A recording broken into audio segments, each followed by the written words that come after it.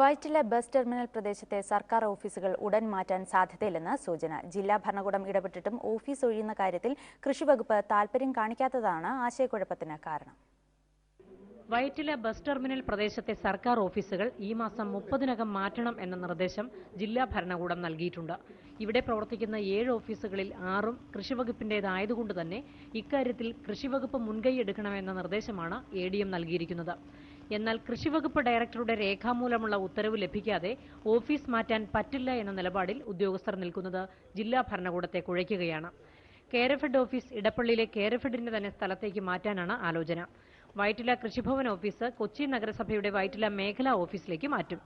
ബാക്കിയുള്ള 5 ഓഫീസുകൾ Maradu EEC market കെട്ടിടത്തിലേക്ക് മാറ്റാനാണ് തീരുമാനിച്ചിരിക്കുന്നത്. ബസ് ടെർമിനൽ പ്രദേശത്തെ ഓഫീസുകൾ മാറ്റുന്ന കാര്യത്തിൽ നേരത്തെ ധാരണ ഉണ്ടാക്കിയിരുന്നെങ്കിലും നടപ്പാകാതിരുന്നതിനെ തുടർന്നാണ് ജില്ലാ ഭരണകൂടം ഇടപെട്ടത്.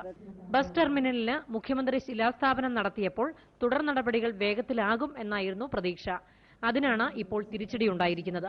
മറ്റ് നടപടിക്രമങ്ങൾ പൂർത്തിയാക്കി ടെർമിനൽ നിർമ്മാണത്തിനുള്ള പ്രാരംഭ നടപടികൾ ആരംഭിക്കണമെങ്കിൽ ആദ്യം സ്ഥലത്തെ ഓഫീസുകൾ മാറ്റുകയാണ് വേണ്ടത്.